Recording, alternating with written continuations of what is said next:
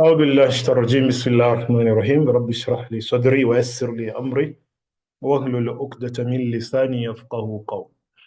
In our lesson today, we shall be talking about microfinance in the Islamic financial system. This is our last lesson in this course, and I hope you've really benefited from the materials and content we've covered so far. So in our lesson today, we shall be covering about microfinance, and these are the lesson's objectives. That is, by the end of this lesson, you should be in a position to describe the concept of microfinance and distinguish Islamic microfinance. Number two, explain the importance of microfinance in economic development. Number three, identify the key principle of Islamic microfinance. Number four, evaluate different Islamic microfinance model. Number five, recognize the key stakeholders in Islamic microfinance. Then lastly, assess the impact of Islamic microfinance and how we can address the challenges. So these are our lesson objectives for our lesson today. Now, the first part of our lesson is about the introduction to microfinance and Islamic microfinance. So there is a difference between microfinance and Islamic microfinance. So what's the difference? So number one, let us start with the word microfinance. So what is microfinance? Microfinance refers to a range of financial services designed to assist low-income individuals or groups who lack access to traditional banking services. It typically includes microloans, saving accounts, insurance, and money transfer. So microfinance basically means that we are providing money to those people who are poor, who are underprivileged, who cannot get the opportunity to go to banks and ask for loans. Now, what is the objective of microfinance? The primary goal of microfinance is to promote economic self-sufficiency. When we give money to those poor people, they will go and start business. When they start their own businesses, they can empower themselves. Now, what is Islamic microfinance? Islamic microfinance incorporates principles of Islamic finance into microfinance practices.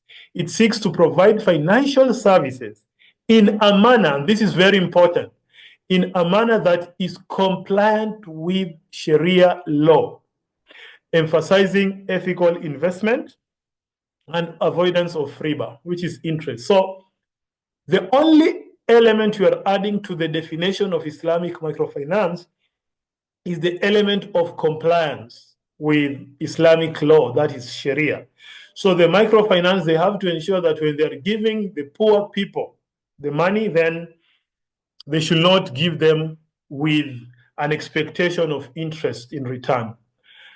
Objectives. What is the objective of Islamic microfinance? Similar to conventional microfinance, Islamic microfinance aims to uplift the economically disadvantaged. That means it aims to uplift the poor people. But it does so while adhering to Sharia principle. That is, it focuses on social justice, equitable distribution of wealth, and community welfare.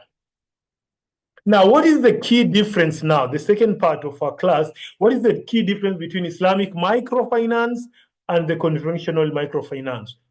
What is the difference? So the key differences is based on three areas. Number one, the interest rates. Number two, product types, and focus on social responsibility. So let us start with the first one, the interest rate. Conventional microfinance typically involves charging interest on loans, whereas Islamic microfinance prohibits interest, and utilizes profit sharing or cost plus financing model. So number one, the conventional microfinance, when they give you the loan, they charge you interest. But in Islamic microfinance, they don't charge you the interest. Number two, the product types. Conventional microfinance largely relies on loan products. So the conventional microfinance focuses more on loan, while Islamic microfinance offers diverse products based on various Islamic financing contracts. For example, Qard Hasan, Mudarabah. Then lastly, focus on social responsibility. Islamic microfinance emphasizes ethical investment and social impact. That is, when they're giving you the money, they want you to invest in something that is not haram. So, for example, when they give you money, they don't expect you to invest in alcohol. It's very wrong. Or gambling. Whereas conventional models may prioritize financial return on investment. The conventional microfinance, they don't care about ethics. You can invest on anything. They just care about the returns. Now, example, a conventional microfinance institution might offer a micro loan at an interest rate of 20% per annum to help a small shopkeeper purchase inventory. In contrast, an Islamic microfinance institution might provide a Qard Hasan. Qard Hasan means they give you a loan without an interest, where the shopkeeper is expected to repay only the principal amount, the original amount, or it may sell the inventory to the shopkeeper on a Mudarabah basis, allowing a fixed profit margin instead of interest. Now, what is the importance of microfinance? Number one is role in poverty alleviation and economic development. Number one is that these microfinances, they help a lot in poverty alleviation, meaning that when the poor people are given money, they can start their own businesses, and through that, they can empower themselves and their family. And also economic development. The money that they get, the businesses, it also helps the economy of the country in general. So financial inclusion, microfinance provides low-income individuals with access to financial services that helps them create sustainable livelihood. Economic growth, by injecting capital through microfinance into local economics, microfinance can stimulate economic activity, leading to increased production, consumption, and investment. So that is the first importance of microfinance. And there are good examples. For example, in Bangladesh, you have the Grameen Bank, which has really played a very big part when it comes to financing the underprivileged people. Number two, empowerment of marginalized communities, including women. So here we have the gender equality. Microfinance programs often target women, recognizing their potential to contribute to family income and community development. Providing women with finance resources empowers them and improves their social status. So the microfinance always focuses more with the women, because the women, they're very active. They're active members of the society. They normally have a lot of ideas. So if they're given the money, they can start small businesses and they can improve themselves. Skills development. Many microfinance institutions offer training alongside financial services. So what they do, they give you the money, but also they train you of how you are going to use the money. Now, on to the next part, the principle of Islamic microfinance. Mahi al-Mabadi. The first mabda is Sharia-compliant. All financial transactions and products must, the keyword is must adhere to Islamic law, which is Sharia. which prohibits certain practices, such as charging of interest is haram, gharar is haram, and involvement in illegal haram activities. So that is the first principle of Islamic microfinance. Number two, of course, we've already seen prohibition of riba. Riba refers to any predetermined interest on loans, which is strictly forbidden in Islam because it is considered exploitative and unjust. The third principle is risk sharing. So, Islamic finance emphasizes the sharing of risk between the lender and the borrower. The idea is that both parties should participate in the potential success or failure of a business venture. And for example, in a Mudarabah contract, an investor provides capital to an entrepreneur and they agree to share profits according to a predetermined ratio. So remember when we were talking about Mudarabah, we said we have the Rabbul Mal, who is the one with the capital, and we have the Al-Mudarib, the one with the skills. So the Rabbul Mal gives the capital and the Mudarib invests. And there can be a loss, there can be a profit. So the profit, they share the profit in a predetermined ratio. If there is a loss, the Rabbul Mal loses his money and the Mudarib loses his time, the time he was investing. Number four is profit and loss sharing. Transactions should involve a legitimate exchange of value where all parties are treated fairly. This encourages responsible investment and business operation. And a good example is Musharakah, where partners come together, they contribute, and they share profit and loss based on their contribution.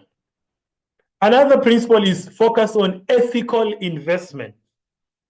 Investments made by Islamic microfinance must be in ethical and responsible sectors that do not contravene Islamic values. So you cannot be given money with a microfinance company or institution to go and invest in gambling. Gambling is haram.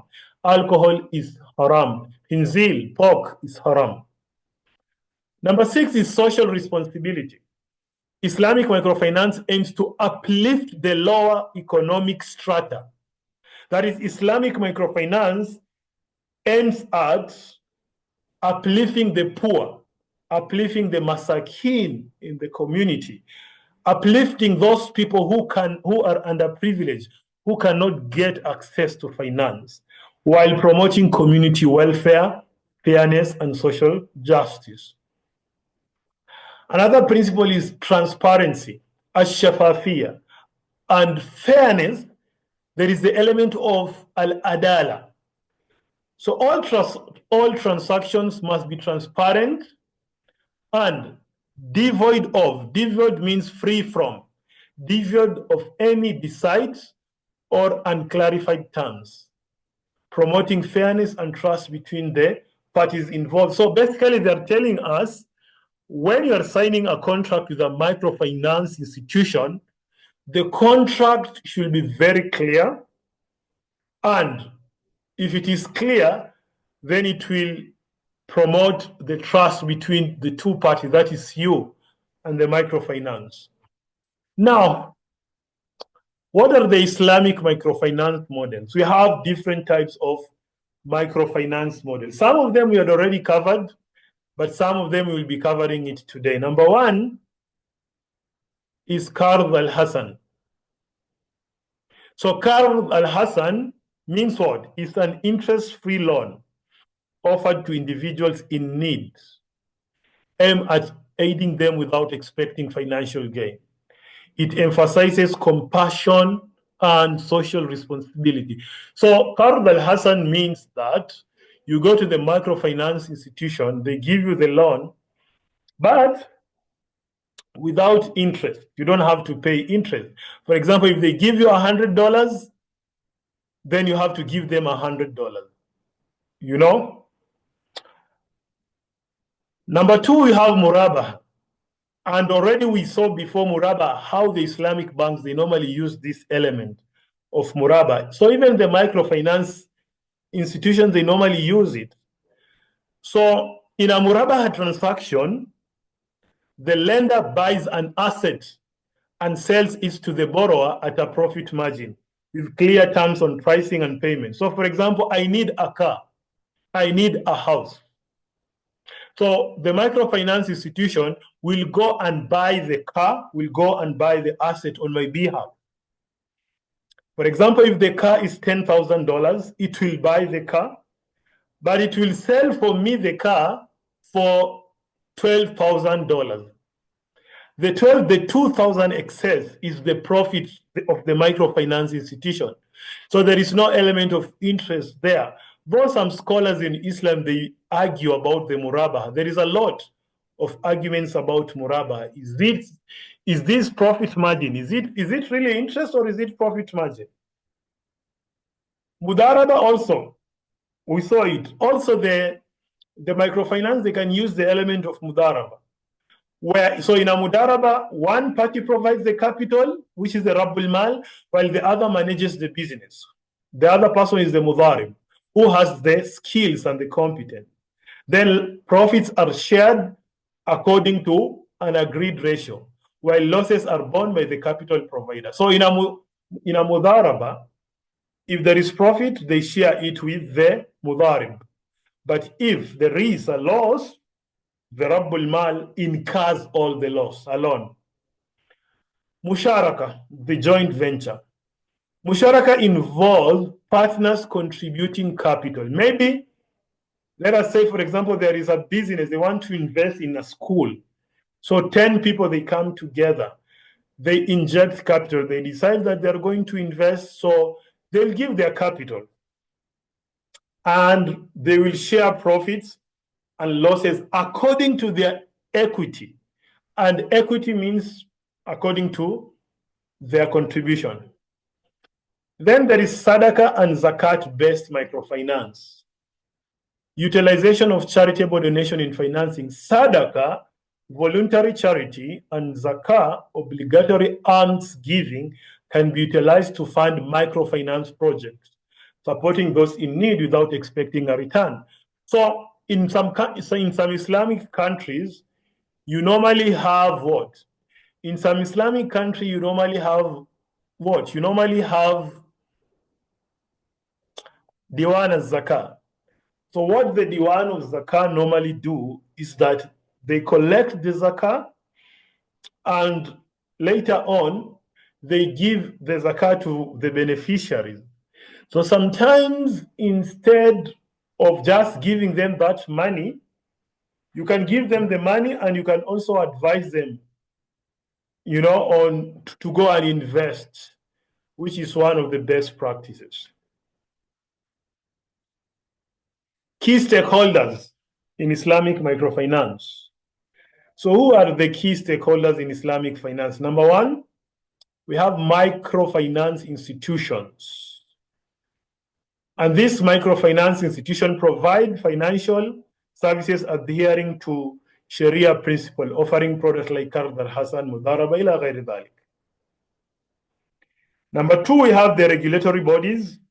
These are the oversight and regulatory framework for Islamic finance. So the Islamic microfinance institution, they normally have Majlis al-Shariah or the Sharia Supervisory Council that normally supervises the microfinance institution to ensure that they are complying to Islamic Sharia.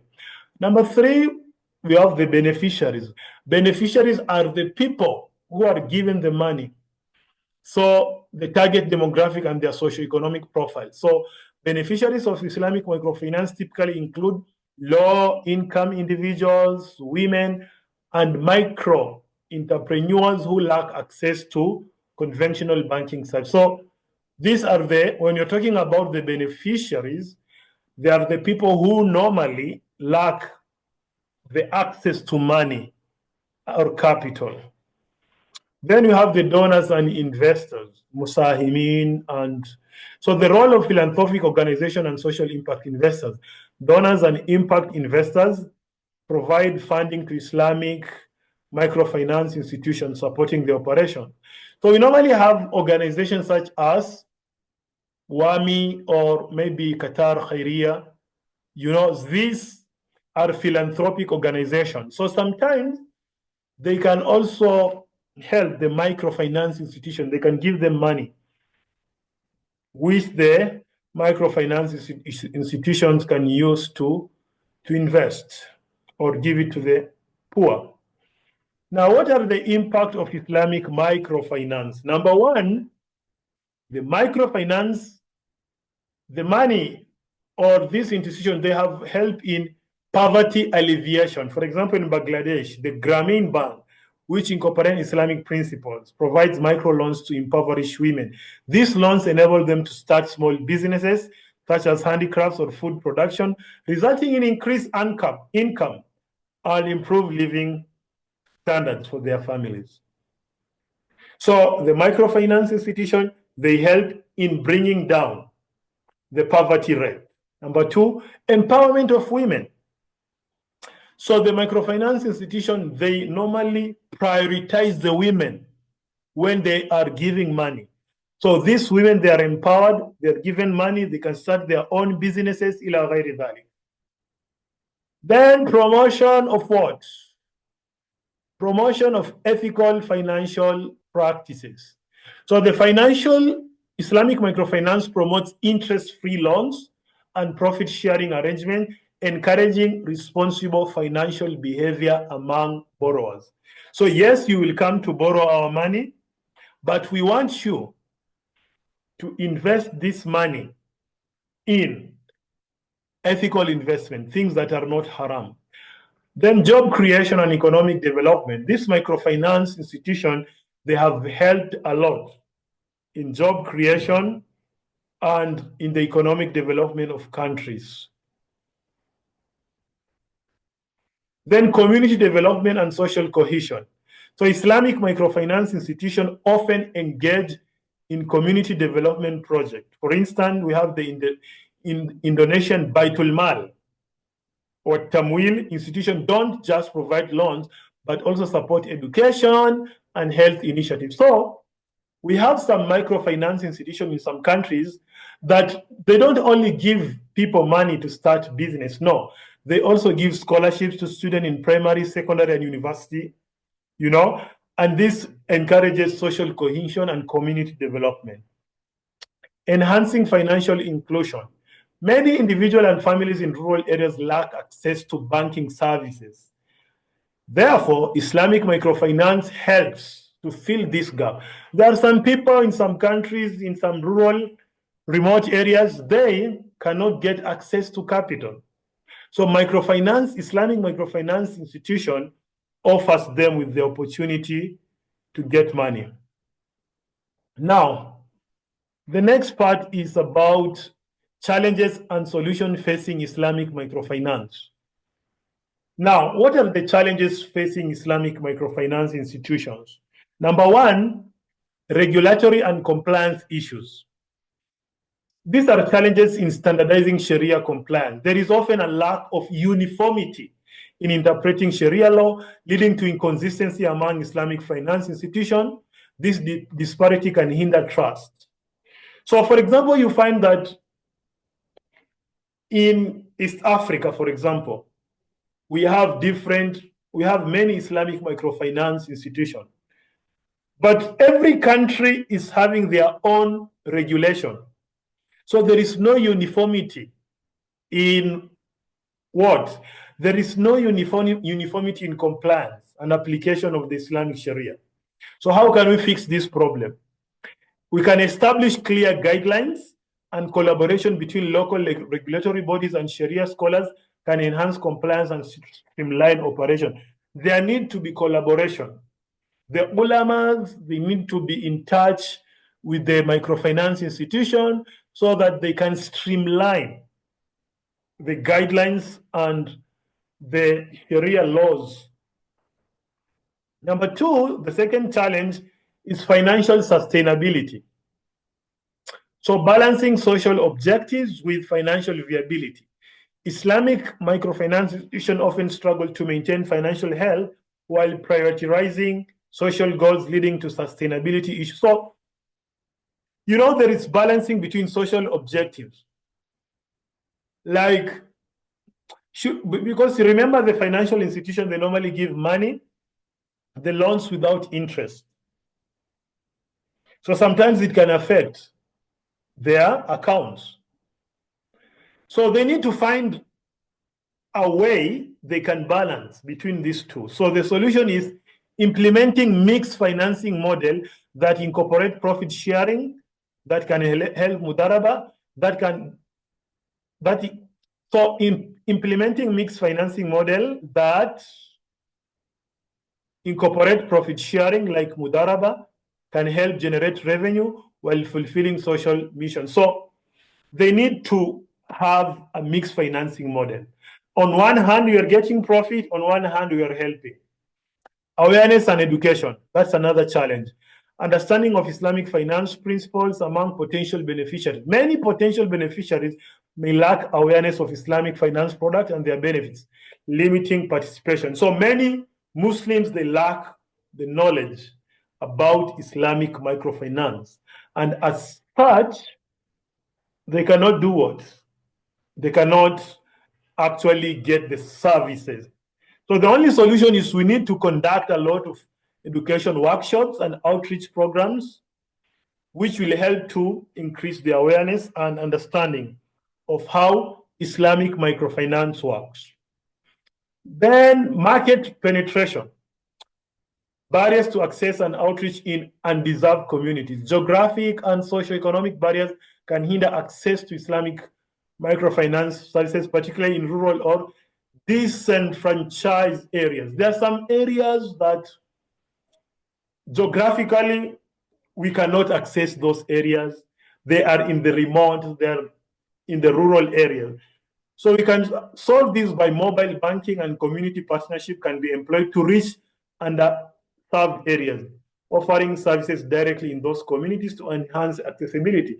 For those people who cannot physically access the microfinance, then we can adopt the mobile banking, which can allow them to access the services through their mobile phone. Now, so that is the end of our lesson. And so this is the end of our course. Next week we shall be having a what? Next week we shall be having an exam. Next week we shall be having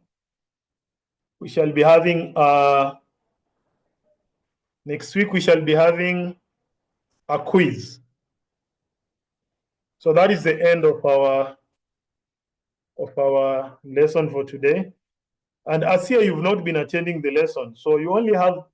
How do you expect to get 20% in attendance? This is your first lesson. I've never seen you in my class, so you are going to score low marks in attendance because I've never seen you in my class.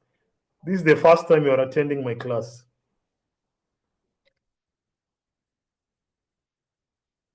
So in our next lesson, we shall be having a quiz, and the quiz will cover module 1, 2, and 3. So that's the end.